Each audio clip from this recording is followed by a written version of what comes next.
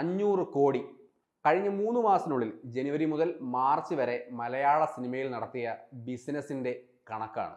ഇത്രയും വലിയൊരു നമ്പർ, ഇത്രയും വലിയൊരു ലാഭം, ഇത്രയും വലിയൊരു ബിസിനസ് മലയാള സിനിമയുടെ ചരിത്രത്തിൽ ഇന്നേ വരെ ഉണ്ടായിട്ടില്ല.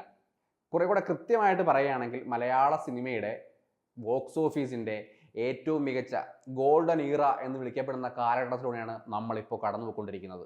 വെറും 3 മാസം കൊണ്ട് ഒരു 200 കോടി പടം, 2 100 കോടി പടം, ഒരു 50 കോടി പടം.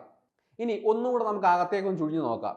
ഈ ഒരു 100 കോടി, 200 കോടി, 50 കോടി ഈ കണക്കുകൾക്കപ്പുറത്ത് ഈ സിനിമകൾക്ക് എല്ലാം ഒരു പ്രത്യേകതയുണ്ട്. ശ്രദ്ധിച്ചു നോക്കിയിട്ടുണ്ടോ? ആദ്യം റെക്കോർഡ് അടിച്ച പ്രേമലുവിൻ്റെ കാര്യം നമുക്ക് എടുത്തു നോക്കാം. വലിയ സൂപ്പർ താരങ്ങളില്ല, വെറും റോംകോം എന്ന സിനിമ മാത്രം. ഇതുവരെ നേടിയത് 130 കോടി. ബഡ്ജറ്റിനായി ചെലവായതോ 10 കോടിയിൽ താഴെ. ഇത്രയും വലിയൊരു ലാഭമുണ്ടാക്കിയ മലയാള സിനിമ മറ്റൊന്നും കാണില്ല. ഇനി ഒരു കാരണം എടുത്തു നോക്കിയാൽ ഗിരീഷ് ഷേഡി എന്ന സംവിധായകനെ എടുത്തു പറയേണ്ട ഒരു കാര്യമുണ്ട്.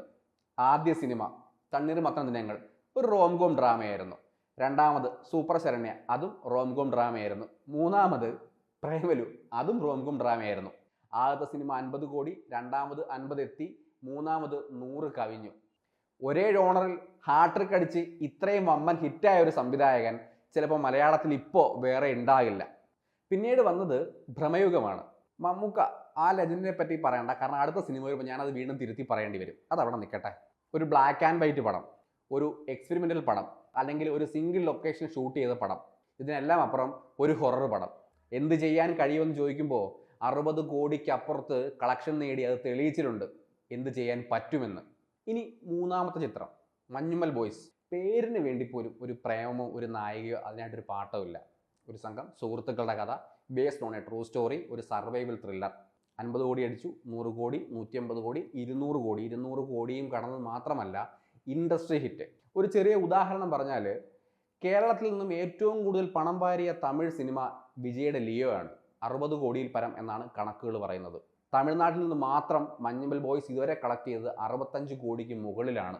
ഇതുവരെ ഒരു മലയാള സിനിമ GCCയിലും റെസ്റ്റ് ഓഫ് ഇന്ത്യയിലും കളക്ട് ചെയ്ത റെക്കോർഡാണ് ഇപ്പോൾ മഞ്ഞുമൽ ബോയ്സ് സ്വന്തമാക്കിയിരിക്കുന്നത്.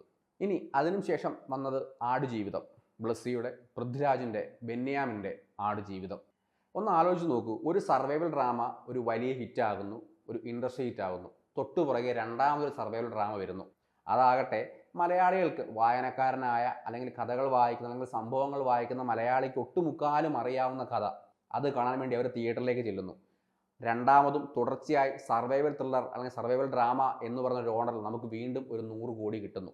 മൊത്തത്തിൽ പറഞ്ഞാൽ 500 കോടിയിൽ പരം കളക്ഷൻ ഇതുവരെ മലയാള സിനിമ ആദ്യത്തെ 3 മാസം കൊണ്ട് നേടി. ഇനി വേറൊരു പോയിന്റ് ഓഫ് വ്യൂ നോക്കിയാൽ മറ്റെല്ലാ ഇൻഡസ്ട്രികളിലെയും പോലെ വമ്പൻ ആക്ഷൻ ത്രില്ലറോ മാസ് എപ്പിക് എൻ്റർടൈനറോ ഒന്നുമല്ല മലയാള സിനിമയ്ക്ക് ഉണ്ടായിരുന്നത്. സർവൈവൽ ത്രില്ലറുകളും ഹൊററും റോംകോമും മാത്രമായിട്ട്.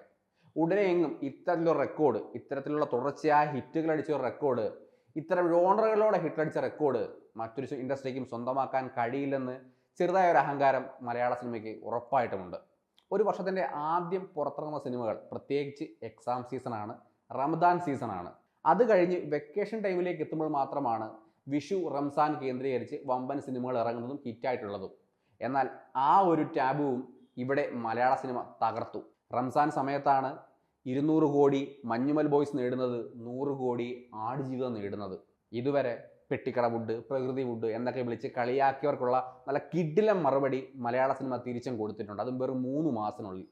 ഇനി നമുക്കൊരു കണക്കെടുപ്പ് നടത്തി നോക്കാം. 2024 ജനുവരി മാസം പുറത്തിറങ്ങിയത് 17 സിനിമകളാണ്. ഈ വർഷം തുടങ്ങിയത് തന്നെ ആട്ടം എന്ന് പറയുന്ന അതിഗംഭീര സിനിമയുടെ വരവോടെയാണ്. പിന്നീട് ജനുവരിയിൽ ഹിറ്റായത് മിഥുൻ മാനുവൽ തോമസിൻ്റെ എബ്രഹാം ഓസ്റ്റർ എന്ന സിനിമയാണ്. 40 കോടി പടം കളക്ട് ചെയ്തു. ഫെബ്രുവരിയിൽ റിലീസ് ചെയ്തത് ഏതാണ്ട് 19ഓളം സിനിമകളാണ്. അതിൽ 3 സിനിമകൾ പ്രേമലു, ഭ്രമയുഗം, മഞ്ഞുമൽ ബോയ്സ്. പ്രത്യേകിച്ച് പറയേണ്ട കാര്യമൊന്നുമില്ല. മാർച്ചിലേക്ക് വരുമ്പോൾ എണ്ണം കൂടുന്നുണ്ട്. 22 സിനിമകൾ റിലീസ് ചെയ്യപ്പെട്ടു. അതിൽ ഏറ്റവും ഓടിയത് ആടുജീവിതം. അതുമാത്രമല്ല, മുൻപ് ഫെബ്രുവരിയിൽ ഇറങ്ങിയ 3 സിനിമകളും ഇപ്പോഴും ഓടിക്കൊണ്ടിരിക്കുന്നു. മൊത്തം 58 സിനിമകളോളം ഈ കഴിഞ്ഞ 3 മാസത്തിനുള്ളിൽ മലയാള സിനിമയുടെ ഫസ്റ്റ് ക്വാർട്ടറിൽ ഇറങ്ങിക്കഴിഞ്ഞു. ഇപ്പോഴും നിലയ്ക്കാത്ത ജൈത്രയാത്ര കേരളത്തിനകത്തും പുറത്തും നടന്നുകൊണ്ടേയിരിക്കുന്നു. ഇനി ഏപ്രിലിൽ വരാൻ പോകുന്നത് ഫഹദ് ഫാസിലിൻ്റെ ആവേശം, വിനീത് ശ്രീനിവാസൻ, ധ്യാൻ ശ്രീനിവാസൻ, പ്രണവ് മോഹൻലാൽ കോംബോയിൽ വരുന്ന നിവിൻ്റെ വമ്പൻ റോൾ ഒരുങ്ങുന്ന വർഷങ്ങൾക്ക് ശേഷം. അത് കഴിഞ്ഞാൽ മെയ്യിൽ നിവിൻ പോളിയുടെ മലയാളി ഫ്രം ഇന്ത്യ, ടൊവിനോ തോമസിൻ്റെ നടികർ ജൂനിയർ. അതും കഴിഞ്ഞാൽ ജൂണിൽ ബക്രീ സീസണിൽ മമ്മൂക്കയുടെ ടർബോ.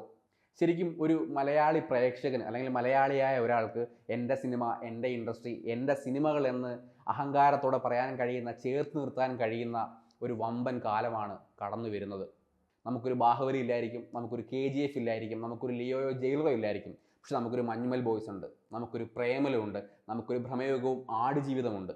തിയേറ്ററുകൾ ആഘോഷമാകുന്ന വമ്പൻ സിനിമകൾ, ചെറിയ സിനിമകളും വരട്ടെ, പ്രേക്ഷകനെ സന്തോഷിപ്പിക്കട്ടെ, സിനിമ വളരട്ടെ, കാണുന്ന പ്രേക്ഷകരും ഒപ്പം വളരട്ടെ.